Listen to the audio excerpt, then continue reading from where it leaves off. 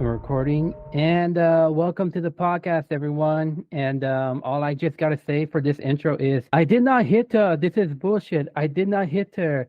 I did not. Oh, hi, Mark. So, in case y'all didn't know, and if we're putting this online, if you don't see from Jesus' background, we're talking about The Room because I've been on this platform for, almost 4 years since start of 22. I'm 4 seasons in. Yeah, 4 seasons in, and I've never talked about The Room. Which I'm surprised because I thought like maybe because last season I thought you know what we could do an episode about The Room because somebody that I used to work with said I should do an episode about The Room, and I was like, oh yeah, because it's a classic. But okay, if you've never heard of The Room, let's put it this way. I want to say what Joe Rogan said at the Golden Globes. I'm not going to say word for word because I don't remember every single detail he said, but he said, imagine you're going down like Hollywood Boulevard or San Fran, and you look up and you just see a billboard. And on that billboard, you just see a picture of what looks like a vampire went to the costume party dressed as Johnny Depp. And then there's no production company, no distribution. There's just the title of The Room, what's the number. And if you call that number, it will be the actual writer, producer, director, and star of the Room, Tommy Wiseau. And then he would invite you. And then when you would go, you would see something that's so terrible that it's actually very amusing. So it's one of those well, it's so bad that it's good kind of kind of movies. If you don't know what I mean by so bad it's good, it's like imagine you watch like the worst movie ever, but you're just laughing at it. That you're like, you know what? Maybe those 2 hours wasn't the worst hours of my life because there's plenty of those. Trust me. But yeah, The Room is. How long has it been? Has it been? What was it? 2003 that it came out, or I 2002? think so. I think it was 2003. It's 20 something years since it came out. But yeah, it's a classic because of how bad it is. And if you're wondering like what is this movie about? I couldn't like give you a good description because there's just so much just happening in this movie that there's like a subplot that just doesn't come up out of nowhere and it just is never talked about again. And then there's just bad acting that's on the other end. The majority of this movie comes from Tommy Wiseau. And if y'all don't know who Tommy Wiseau is, just like The Room, I couldn't really describe you if I did, but Jesus, you said you were watching just a little bit of videos about Tommy Wiseau. Yeah. So I mean, there's so much that. Well, okay. There's so much, and yet there's not so much information to even go in depth about the making of The Room. I mean, all we have is like basically the Disaster Artist, which was adapted. But even then, the movie itself took a lot of liberties with the actual book. So I mean, the book is essentially dark in itself. The movie takes that and tries to scrub off all the negativity that was expressed in the book, and more so trying to make it like the usual Hollywood archetype of, hey, you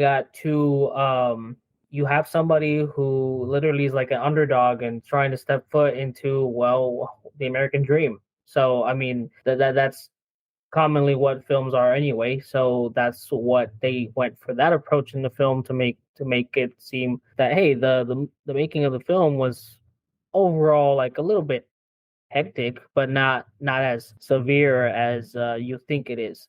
Um, there's a documentary that has not seen the light of day since like 2016. That was my own research and other people who looked at it like years back when I first heard about this film. And of course it's never going to come out, basically, because the writer, director, producer of this film basically keeps appealing to make sure that that documentary never gets shown. It kind of goes into some of the private life of him, and he doesn't like to ever go into his private life. If you see interviews of him, he's always like they ask him, so what country are you from? I mean, the only time we actually got some sort of confirmation directly from Tommy was with Jimmy Kimmel, because I mean James Franco was, they were advertising the Disaster Artist, and he goes, I mean Jimmy Kimmel finally asks him, where are you from? And he's like, well, I'm originally European, and that's it. He doesn't go any more in depth, and I think he refuses to go even more in depth in any kind of interview. So a lot about him is very interesting.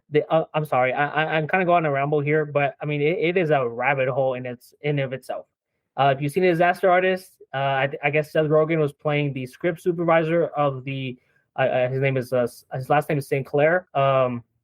And he goes to deposit his check, and like the teller, the bank teller, is telling like he's surprised that he's even getting paid for it because he thought, oh, I'm not getting paid for this at all. And the bank teller tells him, dude, this account of his is like a bottomless pit. That guy actually has money. We don't know where it comes from. The biggest theory is that he apparently did the right thing. He had investments with people that he collaborated with.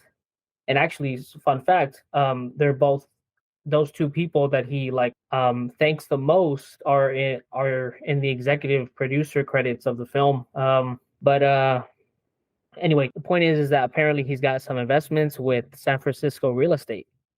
And I mean, back in the 70s and 80s, it might have been the right thing for him to do because now it's just it's just not bumbling. It's just it's a lucrative business down there. So, I mean, that would make sense. Honestly, if he wasn't selling drugs, that is the most logical explanation for how he has the money. Yeah, because in case you guys want to know this, like I know most people don't really care about production values of films, but this movie had $6 million to make. That is, well, actually, hold on, 5 million from pre and production value, and I think an extra million for post production. So overall, 6 million. And yeah, nobody knows where that money comes from. Again, you ask Tommy Wiseau, where are you from? How old are you? Which is another question. How do you get your money? Nope, nothing. And again, he's just like a figure. Like, who is this guy? You know, because Greg, Greg. It's been a while since I've seen the movie, but and I forgot the actor already. No, you mean Greg Sestero? Yeah, you're right. Greg, yeah, Greg. Sorry, because I get Mark and Greg confused so many times. Sometimes I forget. Wait, which is which again? Yeah. So yeah. So for the record, yes, Greg is the actor. Mark is the character he plays. Even like when they first met, he was just some mysterious person he met at a drama class and was like, "Who are you?" And next thing you know, they went on an adventure, and Tommy made a movie. Now look, it's hard to talk positively about most bad films. But the reason why I can't talk smack about Tommy Wiseau and The Room, I mean, obviously people still watch it. The other reason is because people don't know how hard it is to actually get into the business of filmmaking, whether it's acting, whether it's producing, directing, screenwriting. It's a very competitive business and it's difficult. Like I remember I was at a panel with Frank Grillo. If y'all don't know, Frank Grillo came out in The Purge Anarchy and played, I believe, Crossbone and Captain America and Civil War. But he said like he's been in the business for a while, and even most veteran actors, and I don't mean like ex-military actors. I mean like actors that have been in the business for a long time. Even they have a hard time trying to find roles. It's a very competitive business out there. And the reason, again, why I can't give slander on The Room and Tommy Wiseau is one, again, The Room's a classic. I can enjoy a good laugh out of that one. And two, it's because he made a movie that he wanted to make that had multiple flaws. And I'm pretty sure he hated like when people were laughing at it the first viewing, but he just got used to it because like I said, $6 million to make. It made, I believe, 1,100 or 1,800 at the box office when it first came out. But through time there was, I believe, like random midnight premieres of that movie like every year. Yeah, so like the funny thing about it is he had the film screened for 2 weeks in theaters. At least I think maybe a few theaters in Los Angeles so that he could meet the requirement that was needed to submit the film to the Oscars, or at least to the Academy. So of course, I mean, that never panned out. But I think the story goes from the source that I've watched. I mean, I'm gonna credit him. I'm trying to remember who it is, but his YouTube channel is called Dr. Hugo. So this is where I got most of the information from. But anyway, at least according to that documentary, he says that in the last days before this film was just dropped from theaters. A group of college students saw the film and they just were like, they had a blast. They thought it was the greatest film of all time, or whatever film you've ever seen in your whole life, and it just became a word of mouth thing. So thanks to the internet, I mean, that was Justin. It's already starting to become huge. MySpace and everything, you spread, and word of mouth is what ultimately got people to see this film because they were so curious as to what it is. Like, why, what is The Room? So yeah, I mean, now when you try to have midnight screenings, you have to know in advance, because if you hear like the same day, oh, The Room's coming out to like San Antonio at Alamo Draft House, well, guess what? You're not gonna get a ticket because people would already know by now, and it's sold out. So it's just crazy. Like it's like the Rocky Horror Picture Show. Like people are watching it and it just sells out because of how entertaining it is to watch together. I think it's funny how I just mentioned Rocky Horror 2 episodes ago, and now we're bringing it back up. But yeah, no, the other funny thing about this is that I'm trying to think. Oh yeah, some of the props are also random too. Because you see like pictures, and they're not pictures of people; they're pictures of spoons. So what the audience does is every time they notice a scene that has the pictures of the pictures of the spoons, they just randomly throw the spoons out to the screen, and they're like spoons. Like you realize how big of an impact this movie has, and like we said, so bad that it's good. It's called the Citizen Kane of bad movies, or the worst films, depending on how you put it. And if y'all don't know what Citizen Kane is, it was considered the best film ever made, and then The Godfather showed up. So there's that. But yeah, Citizen Kane, very old movie, 1941. If y'all ever want to check it out, I don't know where you could find it. I think I still have a hard copy DVD of it. But yeah, people have enjoyed it. I mean, yes, James Franco would eventually make. I believe he also directed it. He made The Disaster Artist, which is like the telling of how they made The Room. Um, the thing is that like I when I first saw that, I was like, okay, so maybe James Franco is coming for another Oscar nomination. He was just a few allegations short of having that happen, unfortunately. But this is also the first film you ever watched that had both James and Dave Franco, and I believe this is when Dave Franco met his future wife Alison Brie, which I've mentioned before. I think that's her name. But I mentioned before how like I saw Together, and I didn't know that was an actual couple. And by the way, if you've never seen Together, I loved it. Definitely one of my top 5 films of this year.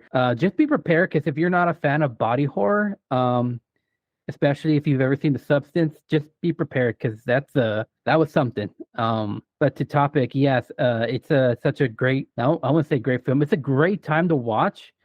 I recommend don't watch it by yourself, because you'll have a better experience watching with people than was by yourself. Because if you watch it by yourself, you might not want to get through the entire film. You watch it with people, y'all are gonna have a good time. Unless you Yeah, I got mean, I can something. attest to that.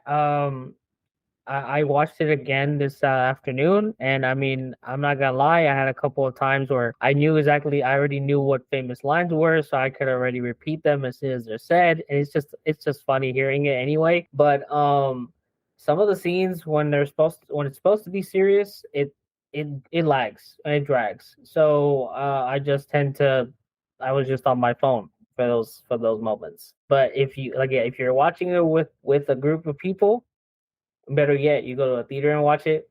Oh man, it's a blast. Yeah, and I guess another thing before we go on break, it's not really just the acting and the writing that's a problem. It's even the editing, because if you even watch like the opening, well, like not really the opening, when he walks into the flower shop, it's like I'm looking at the lips, and the lips aren't sync with the audio.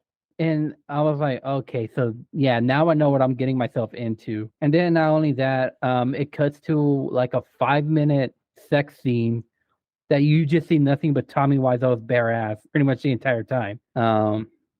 Give or But take like 3 or 4 sex scenes in this film. yeah, 3 or 4. So, like, I mean, that stuff is not something. I mean, if you're into it, you're into it. That's pretty much it. Yeah. But yeah, there's plenty more about the room and about the disaster artist, and as well as about the future of the podcast coming up. So we're gonna take a quick break right now.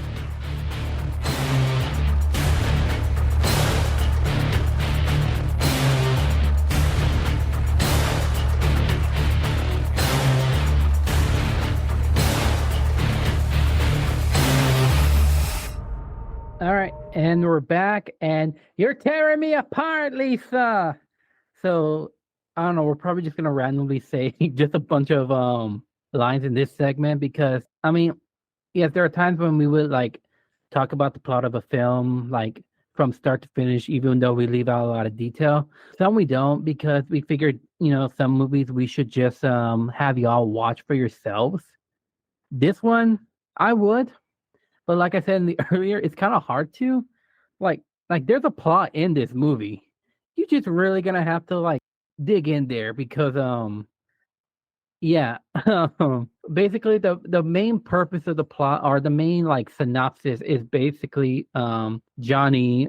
I think he's like a bank teller or something. He never. I don't think they ever specify. But Yeah, I think he's a bank teller, some sort. yeah, because Something like that. Yeah. I mean, they said something. They were in a what was it like a cafe scene, and they're like talking about like what are your clients are like, and it's like I can't tell you that. That's confidential. Anyway, Anyway, how's how's your your sex sex life?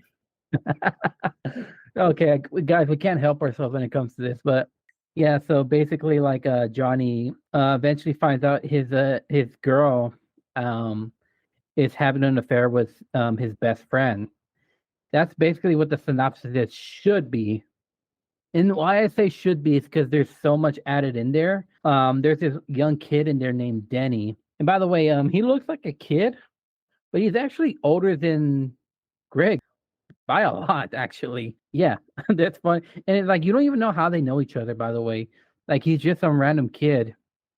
Um, The and only he, backstory we have, sorry, I didn't mean to cut you off, no, but you're I good. think the only backstory we have in there is when Lisa, his girlfriend, is talking to her mother, and oh yeah, there's a couple of scenes where she's talking with her mother about should I be marrying Johnny or because this is Tommy's character and whatever. But point is, what we know about Danny is that he just want he Tommy really wanted to adopt him, and he's actually paying for his college tuition until he gets to have his own life and such.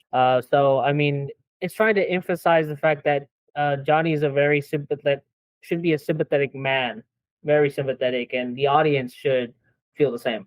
Yeah, yeah. And the thing with Danny is that like he owes money to, I believe, a drug dealer, and um, I think they're trying to get him out of it, which that's the only part I actually do like about the movie is that like yes, the acting is I mean, I wouldn't even call it Hallmark because that would be a disgrace to Hallmark movies, but at least there's a little bit of plot in there that I can go behind.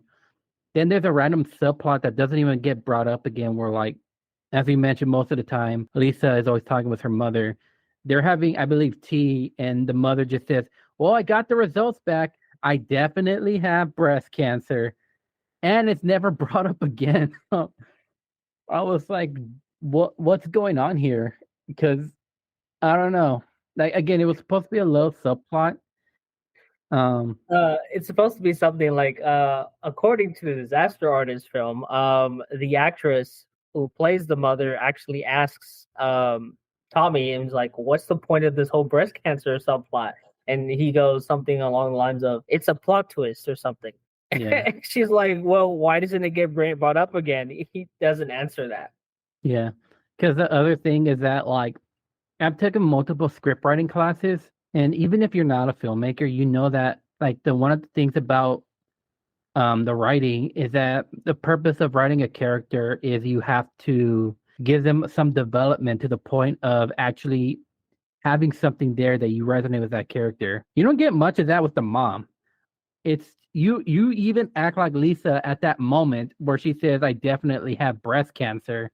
And Lisa doesn't even react that much either. And it's like I'm like, I feel like this is an insult to women who've actually had experience that. I've had a cousin that's had breast cancer. I mean, she's been in remission for like 10 years now, praise the Lord. But because given from a guy who's lost his dad to a certain type of cancer, sometimes I can't deal with jokes like that. But I understand, like, it wasn't meant to be a joke either. It was supposed to be like a subplot. So again, I'm not like crapping on him for that because the thing is, I will say this is that Tommy Wiseau's head is and pardon my French, but sometimes Tommy Wiseau's head can be up his ass sometimes because he writes and it's like, what's happening here? Like again, I'm not trying to be mean to Tommy Wiseau. I know he's probably a really good guy, but I think like sometimes if you develop an ego like I've had throughout the years, sometimes you just like I don't know, you're not thinking clearly. But like I said, he wasn't meant to write that as a joke. I know he meant to make this as a serious movie. It just unfortunately became that of a joke. But what do you say? Well, I was gonna say, funny enough, I mean, speaking of all this, he wrote it to compare to the classic stories that were written by Tennessee Williams, like A Mm, Streetcar Named Desire, which starred Marlon Brando, which is again a very very influential actor for Tommy. But I mean, nowadays, if you were to go to a Q&A with him and ask, did you just accept the fact that, I mean, it didn't go out the way you envisioned it? Like, it's meant to be serious, but now everyone sees it as a black comedy. And he'll go on and actually say, I've always meant it to be a black comedy. So, I mean, he goes back and forth over what he really says in these interviews. I mean, like I said, sometimes his head can go far up his ass. Multiple. I'm sorry, mom, for saying all this, by the way. But yeah, I mean, because the other thing that is that, like, I'm trying to think. Oh yeah, there's also just random football scenes in this movie. Um, and it's not even the fact. Some scenes involve them wearing like a three-piece suit and passing the football around. Again, just random moments, and it's even brought up in the disaster artist as well. Eventually, like when you get to the ending, like when there's that final confrontation between Johnny and Lisa, and again that famous line, "You're tearing me apart, Lisa." And he's just like destroying the room. But again, it can be comedic because the way he's trying to like I guess cry, it just sounds like ah like it's just so oh my gosh.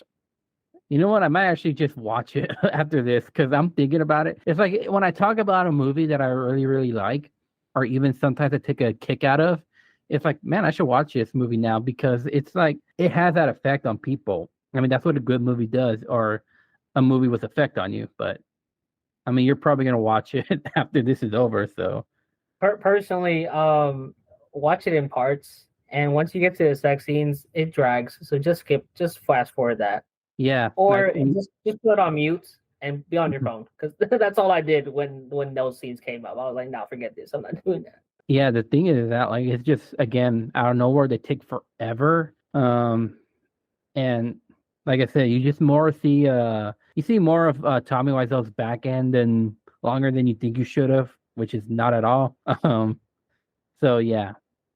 The as far as I know, Tommy, I don't think anybody else has ever done I know Tommy and Greg were supposed to do what like a shark film a long time ago that just never got brought up again.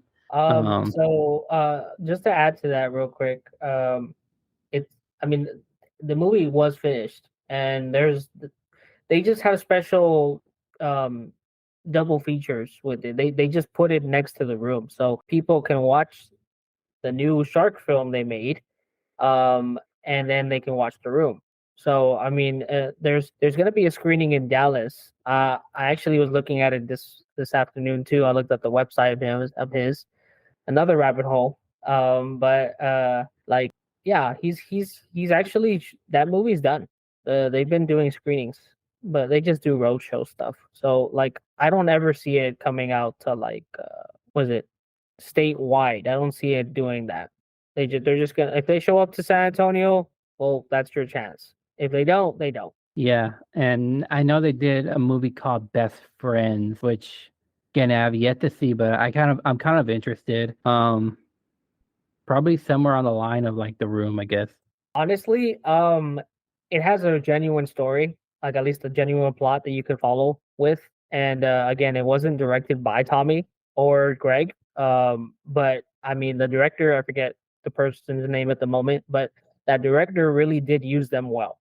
So as again, Tommy is Tommy. So sometimes you'll get a kick out of him when you're hearing him and stuff. It's just funny. But yeah, like the actual film is pretty enjoyable. Really, it really is. The other thing I will say though is that like I mean once this movie ends, again, you'll still get a kick out of it. I mean the last scene was Tommy Wiseau where again he's just tearing the room apart because he's so distraught about everything that he's just realized. But it's also like let's put it this way, it looks like he's making love to a dress, even though I don't think that's really what it meant to be. Because he buys this not a dress, uh, it's like a lingerie dress kind of a thing, I would say. Because he says like I can't he's like, put this on and then I can't wait to take it off of you, like early on in the movie. And then he says, and then obviously he still has that dress. Supposedly the actress wanted to keep that dress, which is what they put in the disaster artist. I don't think she ever got that dress. And he just says, God forgive me. And then like what the disaster artist put in there was that everybody was cheering on him to blow himself up with the gun or shoot himself up with the gun. Kind of a messed up thing to say, but just the way people reacted. And then, he shot himself and you would think that's the end. They come in and they're like, yeah, I'm pretty sure he's dead. I'm like, he probably has a hole in the back of his head, and you don't think he's alive. And then it's funny because that's the moment where Mark was like, "Yeah, yeah," like he literally puts this all on Lisa because Lisa is supposed to be like the main bad in this entire movie. And it's like even serious moments are just random, like especially about violence because like that famous scene that I just mentioned in the beginning of the podcast, the I did not hit her, it's not true. The story was talking about like what was it like it was this one girl who dated like multiple guys or something like that. Yes, I think I was trying to refer back to this to the actual line, but I mean, Greg is like saying something about I used to know this girl. She had a dozen guys. Well, one of the dates went so bad. One of the guys actually beat her up so bad that she ended up in a hospital in Guerrero Street. And then you just have Tommy go, ha ha, what a story, Mark. Yeah. That's like I said, some of these lines are memorable, some of them for the wrong reasons, some of them for the funny reasons, like we said. Because I mean, yes, it's these lines that people will resonate with. Even if like you've never seen the movie, these lines had to pop up somewhere like I would say, man, maybe like when what's his face? Going back in 2017, before the disaster artist, or maybe around the same time. Not the Rise of Skywalker, the Last Jedi came out, and when you finally see Luke's face, you just get Tommy Wiseau's, "Oh, hi, Mark."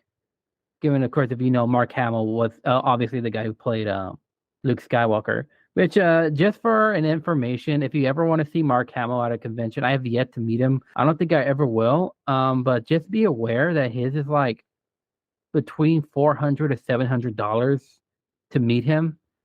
Like I said, yeah, like your only chance are like the bigger conventions like New York Comic Con, San Diego Comic Con, but even those are cost you an arm and a leg, literally. And I always say, man, I wish I met James James Earl Jones, the one person, but you know, meeting Tommy Wiseau, that would be an interesting thing.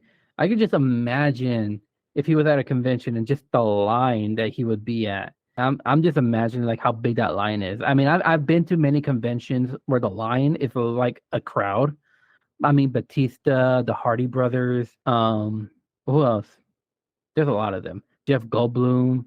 I'm pretty sure Arnold Schwarzenegger's was because even though Arnold Schwarzenegger's was like a private room. And I'm just having a weird flashback right now. So I work at this place. If you're not from San Antonio, we have this place called the Alamo Dome. The Alamo Dome is where we have all the big events. If it's like way over 10 to 20,000 seats. There was a convention there, and I'm just remembering the rooms would be like, oh, that's where the big panels were at. Like that's where I'm pretty sure Arnold Schwarzenegger's room was at, and that's where we met to the other panels and stuff like that. It's a big flashback I'm having like 7 years ago right now.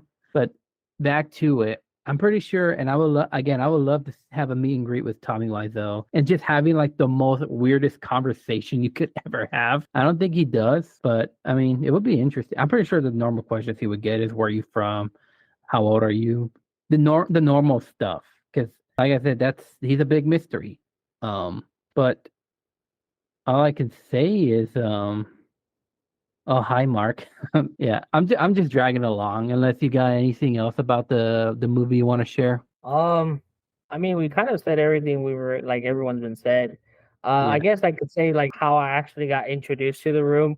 So, believe it or not, I used to I mean I would watch Cartoon Network and stuff like that right growing up, and they had Adult Swim in the evenings. So sometimes I would sit for a little bit, watch a little bit of what's Family Guy or what was Futurama or what was King of the Hill, and then I would go to sleep at around 10 o'clock. I'd miss all the other stuff. Well, there was only one day out of every year I would try to stay up past my usual curfew time, and that was when they had the April Fools programming, because Adult Swim is pretty was pretty well known for that stuff. I mean, they still are.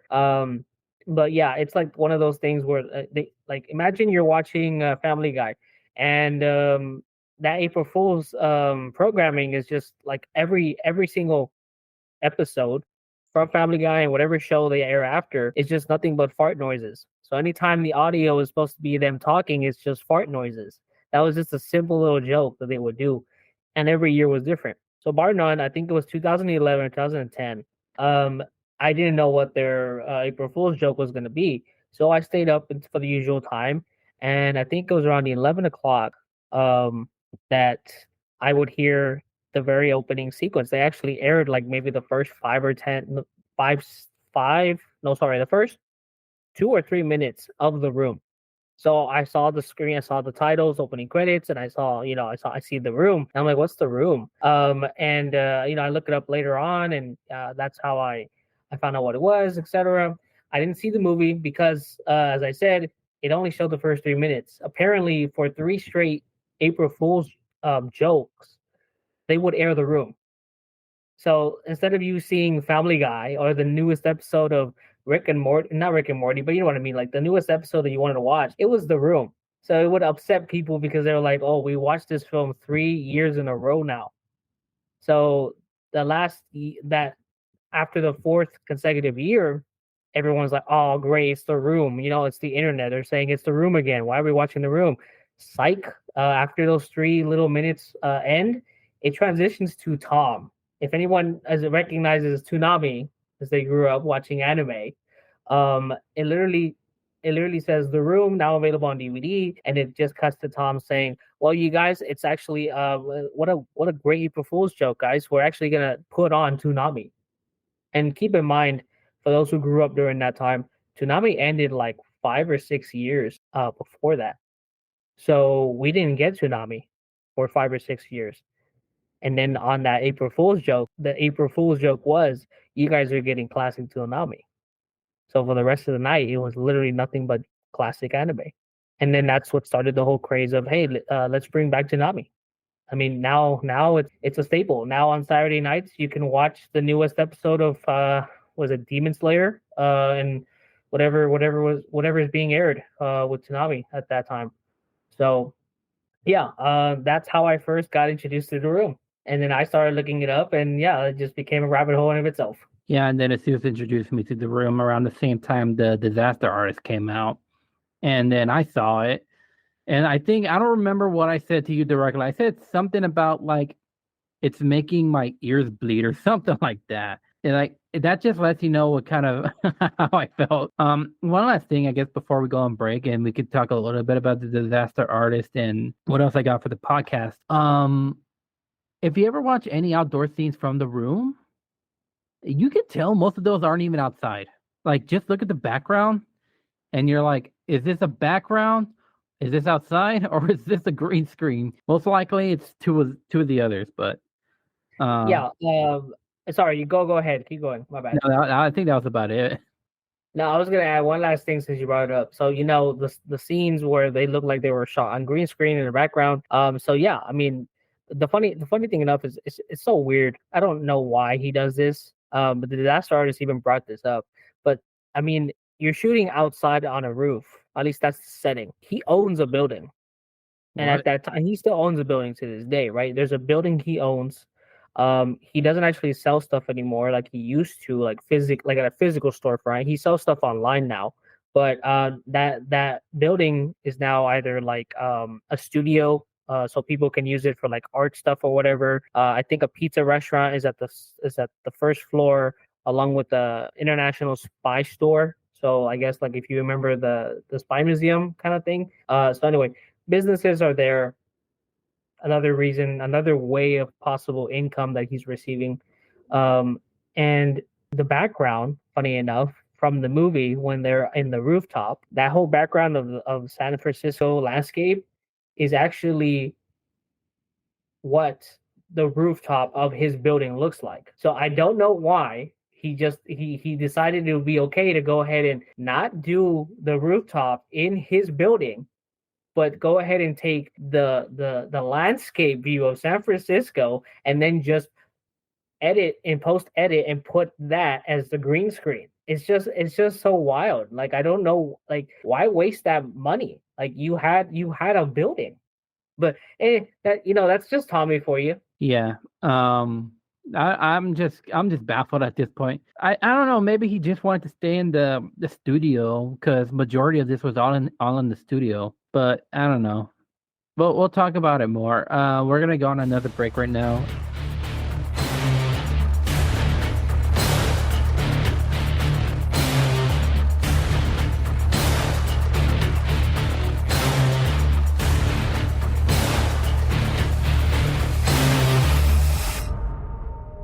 All right, we're back, and so in 2017, James Franco came out with.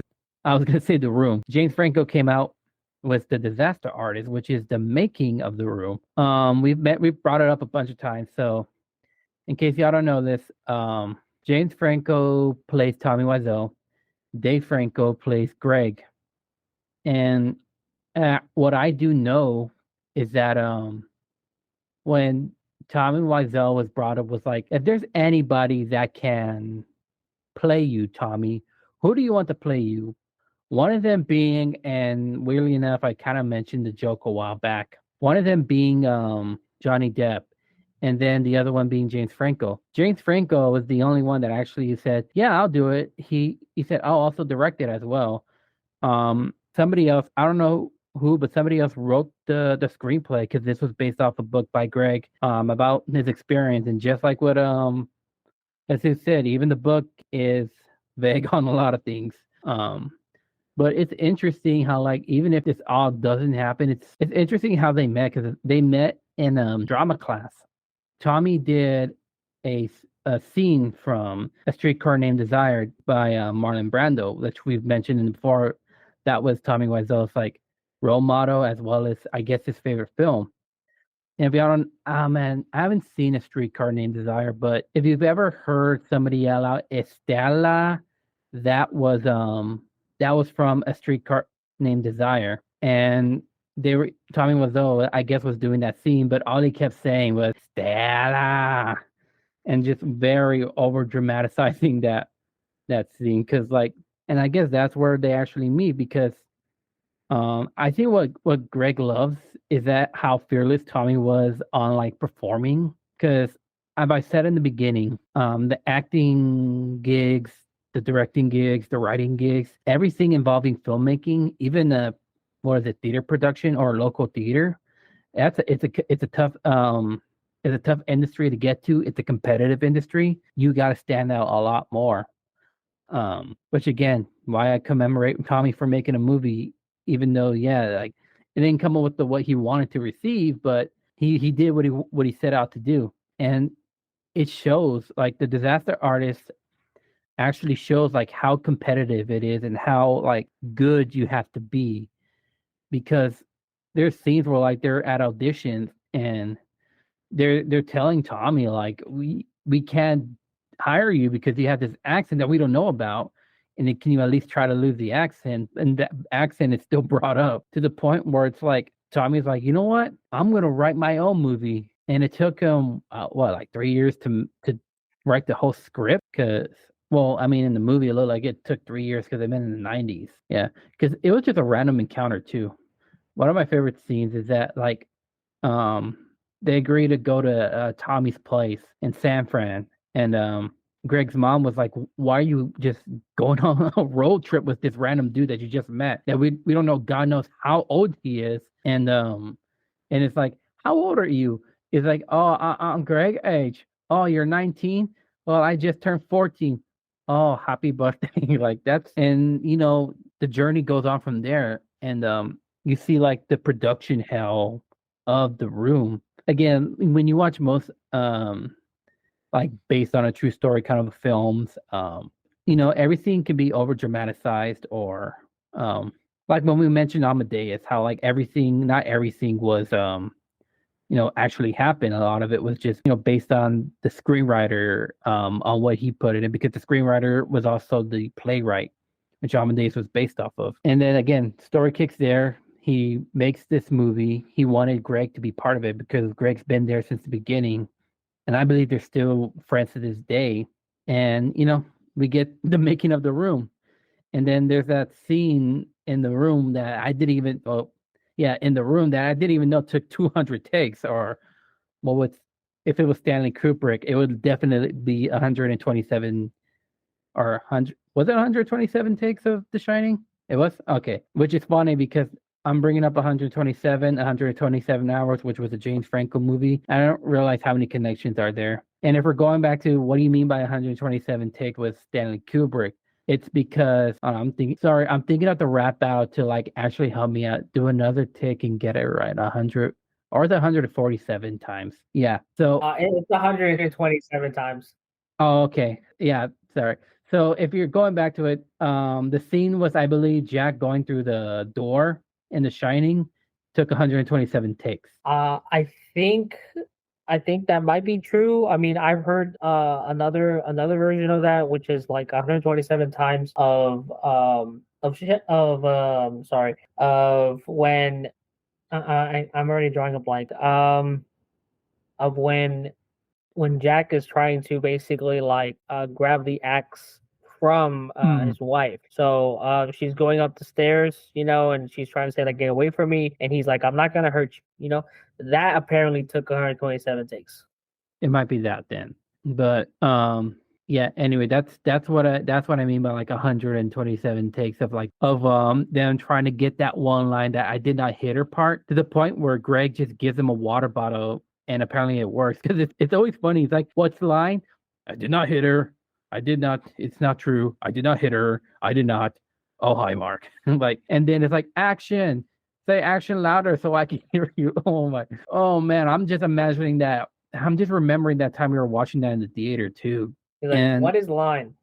what is line? And I think, if I'm not mistaken, I think the jacket that he was wearing was just something he just randomly found and went into the screen, because I think that was his first time recording, because what they said was the first scene they recorded was when Danny was confronted by the drug dealer, which is funny that he's played by Zac Efron, and then Danny was played by Josh Hutcherson. And yeah, that's a very interesting scene. If you if you ever want to check out The Disaster Artist, I don't know where you can find it. Wherever A24 puts it in there, because yeah, A24 does a lot of good films. Yeah, and then obviously like there's I guess a little subplot between Greg and his girl. How his girl is the only one who knows like this is just gonna be a piece of shit movie.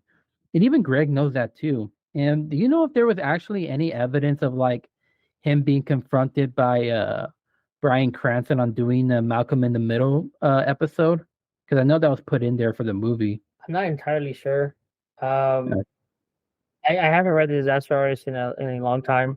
So I mean, I can't recollect that. Damn. Okay.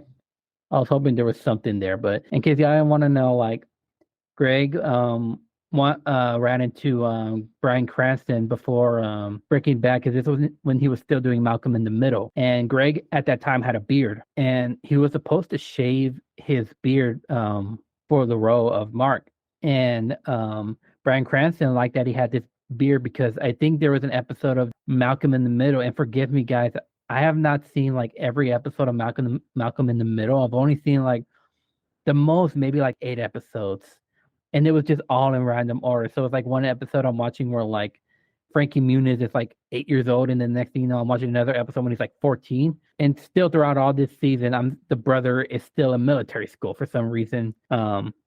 But apparently, like there was an episode, and if anybody's watching this, please comment if this was an actual episode because I might not actually look this up. Where like they get everybody gets lost at a camping trip and they need the help of a lumberjack, and Greg had the lumberjack look. Well, Greg wanted to ask Tommy, hey, can you postpone this scene of me shaving my beard for another day? And Tommy's like, I'm sorry, I can't do all of this scheduling because guys, the scheduling in this movie was way behind schedule. I'm talking like almost 2 months behind schedule.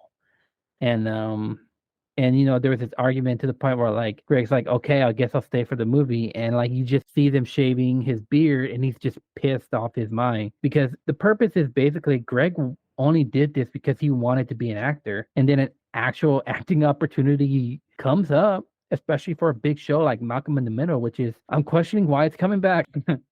Again, I wasn't a huge fan of the show, but again, why you got to bring it back now? But Malcolm in the Middle was a hit back then, and for Greg to be on that, just think about it. But that moment taken away from him, I understand his frustration. I know you're gonna say something.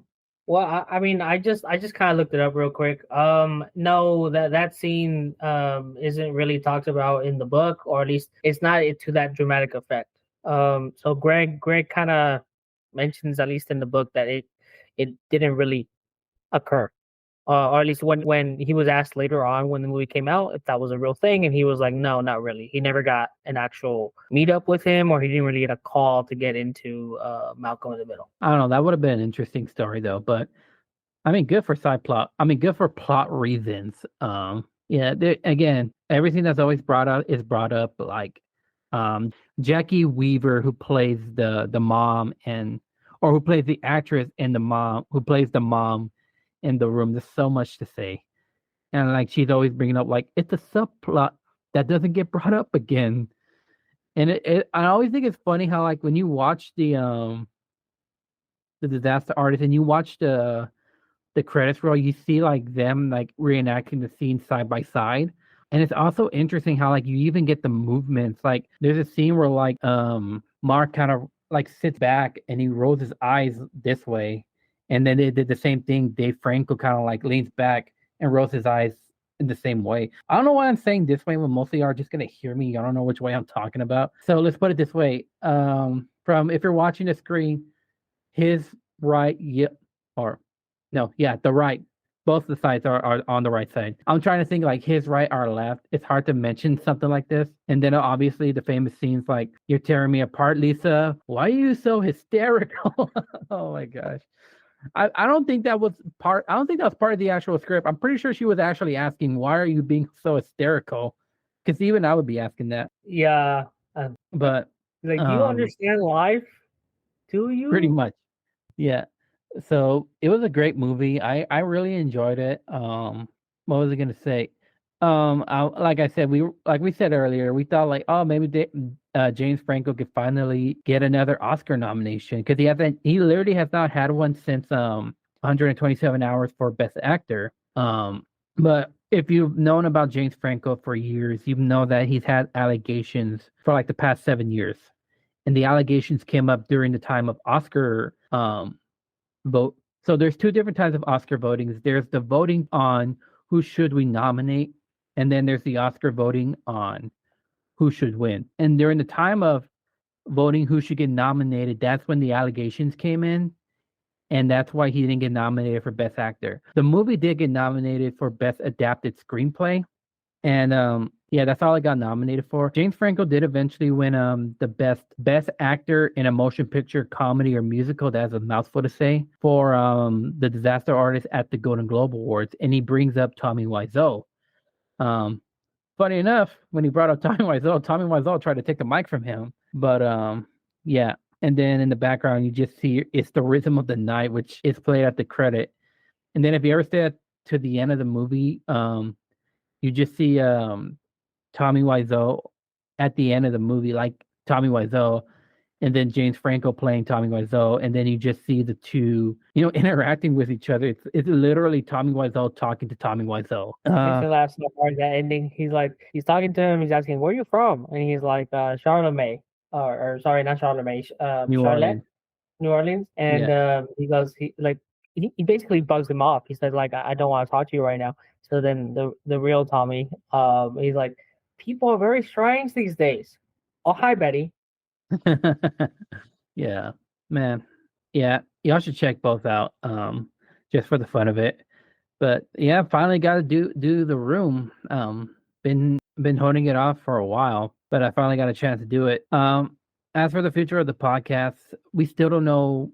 I still don't know what I'm doing for next episode. I said I got a couple of ideas. I might do the Hobbit after Thanksgiving break, because this will not be coming out till after Thanksgiving, because I just choose not to release it around that week. I just want people to relax, enjoy that weekend off, or just that weekend, because a lot of people are off of school and work and stuff like that. And I just want to enjoy my Thanksgiving break off.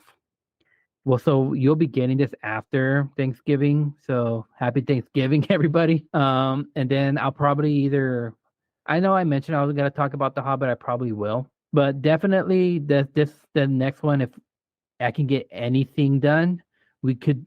I'm planning on doing a Christmas game show, or a Christmas movie game show for the Christmas episode before we can go on the Christmas break, because this is all inspired by a different podcast. I'll explain it a lot in a little bit. Well, now if we do this, I'll explain why I was inspired by this, because it's like one of those things where it's like, what am I gonna do for the holiday version of our podcast? I've never done a Christmas episode before. I tried doing Halloween episodes and I can never get them out in time, except this year.